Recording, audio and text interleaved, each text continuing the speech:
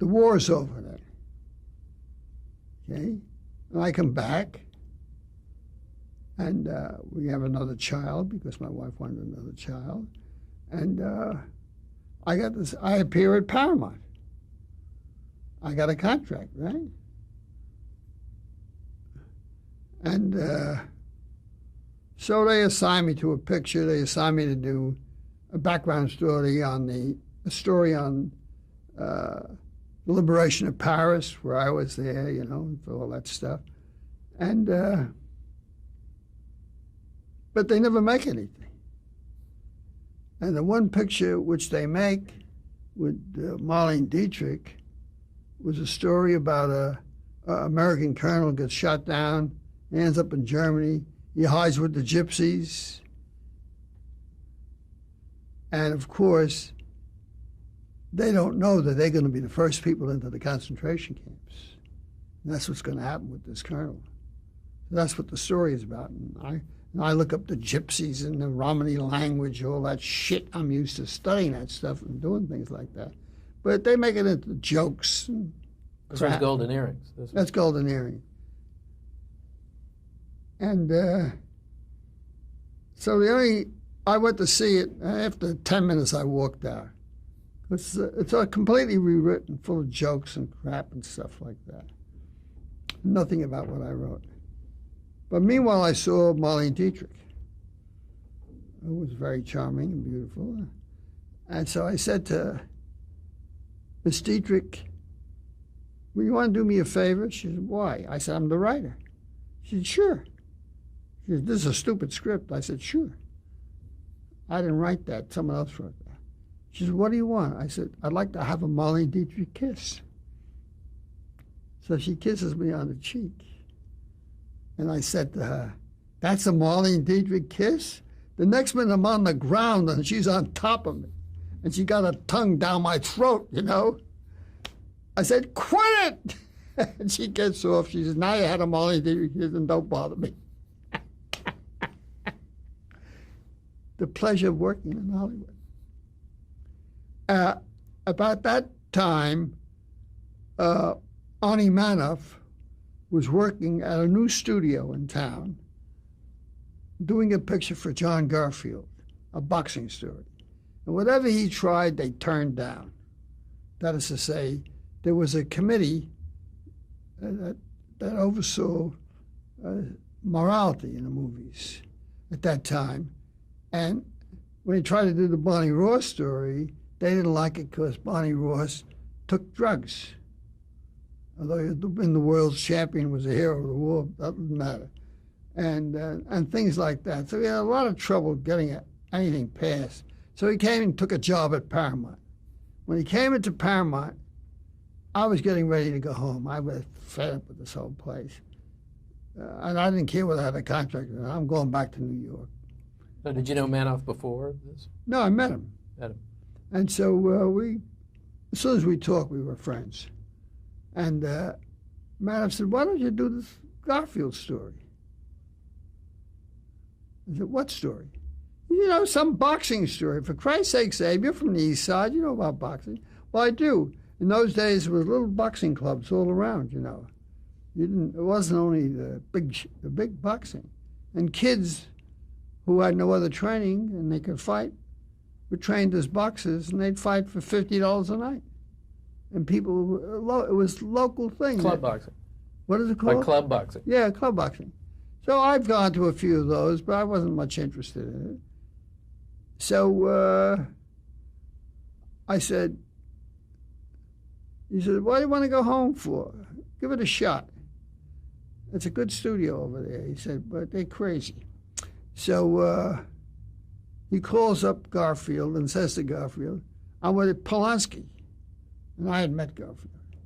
And he said, "And he has the greatest boxing story you ever heard." So Garfield says, "Come right over." We're only 2 blocks away there, you know. So after he hangs up, I said, "What great boxing story?" He said, "Well, you got 2 blocks, figure out something." So we walk over and I figure out a story. That's Body and Soul. And when I come there and I tell it to Garfield, he says, "Great." can you stay around for an hour? I said, sure. He said, because I want to call a meeting of the David Lowe and the vice president, the production guys, and all the people. I want them to hear the story. And if they say okay, we go. So I hang around and I work on the story, right? An hour later, we meet in David Lowe's office. Everybody's there, the head of production, the head of this, the casting, everybody's there. And it's proper audience for me to show off in.